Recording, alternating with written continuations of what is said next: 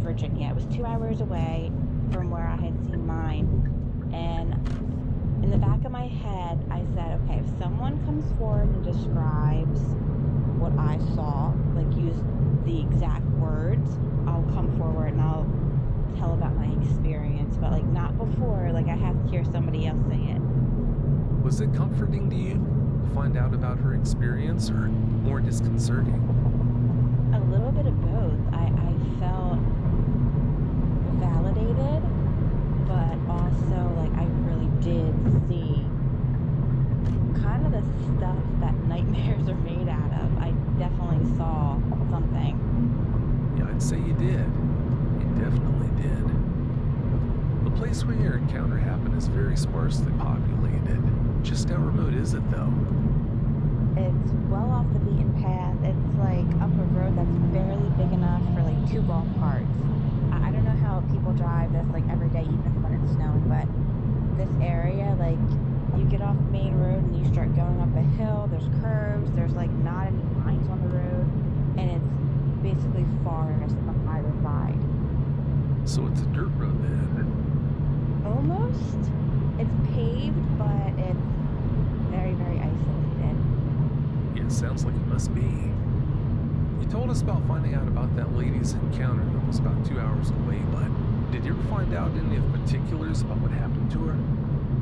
I know that her mom had seen something, and she said, I guess it's my word, kangaroo. As soon as I heard that word used, I'm like, oh my God.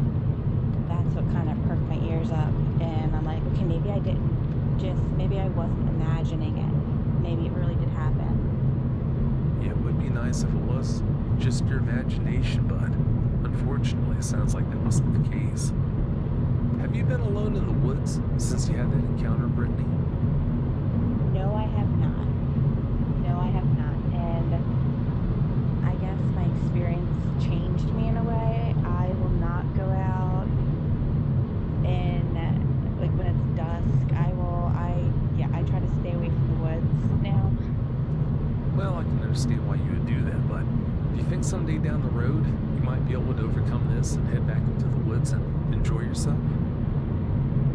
I definitely think eventually I'll get there, but for right now, I think I'm good in a car on a road that's paved and there's people around. I think I'm good just out of the woods. Yeah, well, a lot of my witnesses feel that way. How much time did you spend in the woods before you had that encounter, though? I would go camping. I would go fishing. I'm not like an outdoors girl by any means, but I would go with my family. So, I mean, it wasn't a super big, like, oh my gosh, my life is turned upside down. Like, but it was like, oh man, like, I'm going to think twice about going to this fishing spot. Wow, that really is a shame. In your own good time, I don't want you to rush, of course, but I do hope sometime down the road you can start to fish again, camp again, and just enjoy the outdoors the way that you used to at one time. I mean, you're so young, you've got so much life ahead of you. It really would be a travesty if you never did go out and enjoy it again. That'd be horrible. I know, I hope this passes eventually. Like, I'm good in the winter months. Like, I'll ski, I'll do the fun stuff in the winter months, but when it's like spring, summer, like early fall, yeah, I'm good. So you're okay to go out there in the wintertime. Well, that's a good beginning. If you spent all that time out in the woods, camping and fishing and doing all those other things, it's not going to give you the warm and fuzzies, but I can all but guarantee, on more occasions than you would ever even guess, these guys have been watching you, monitoring you, following you. You never were harmed then, so don't lose sight of the fact that they've had all these opportunities to come and get you if they wanted to, but they obviously didn't. I'm never going to say dogmen are safe to be around, because you name the species whatever, you're going to have dangerous examples of that type of animal. So why should dogmen be any different? But if you think about all the dogmen that quite possibly have been watching you over the years when you've been in the woods before you knew about them being out there and had that encounter, None of them wanted to harm you. If they did want to harm you, you would have been harmed. So, please keep that in mind. Exactly. I don't feel like they're trying to harm me at all. As physically capable as they are, if they wanted to harm you, you would be harmed. That's all there is to it. If you've had a dog being encounter and would like to speak with me about it, whether in private or on the show, please go to dogbeangencounters.com and submit a report. If you've had a Bigfoot sighting and would like to be a guest on one of my 2 Bigfoot shows, please go to mybigfootsighting.com. Alright, Brittany, please tell us about your encounter now. Give us every last detail that comes to mind. Okay. So this happened early November of 2019. I had taken a couple months off from work and I went to stay with my aunt in Virginia just to like wedding plan and kind of be off the grid. It was nice. And so yeah, early November, and I went to the food store. I went to Kroger. This was probably like maybe an hour away, depending on how you drive.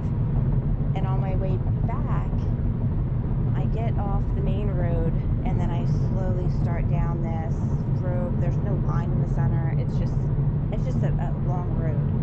And I was distracted by a pair of eyes. And these eyes were higher than a deer because that's what I originally thought. And I'm like, wait, I had to ask myself, I'm like, no.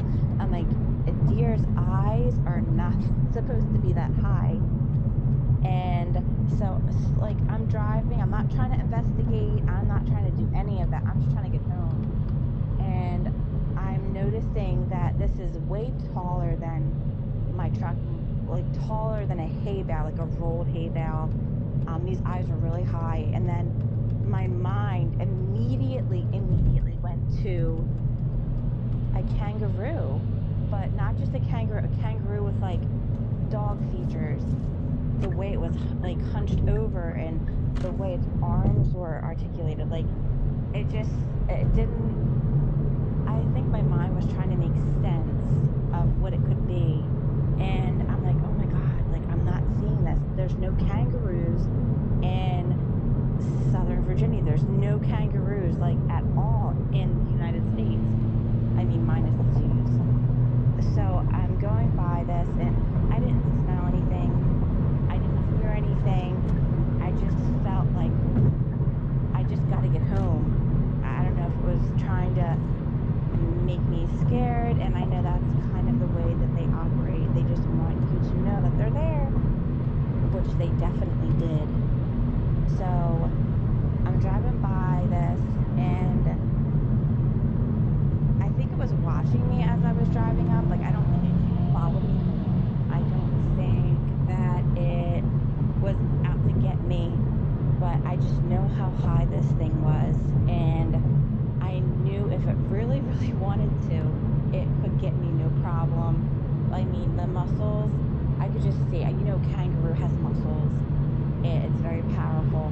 And then you add on the dog traits, have pointy ears. It just looked like a mixture of both, and it looked very, very powerful. So, yeah, like I said, I was not trying to stop and investigate. I was on my way home. I was trying to get home safely, and I didn't feel anything driving home, but the whole time I'm like, did I just see that? I wasn't sure. I felt very uncertain, I guess. I doubted myself. And when I did get home, I was hustling a little bit with the bags, trying to get them all in. I was trying to take in all of the area because, like I said, like I didn't think it followed me home, but I know these things are fast. I know that they're all over, and I was not trying to get involved in any, like, I guess, nothing happening. When I did get home, I'm like, you guys will never guess what I saw, and it was kind of pushed off as a joke.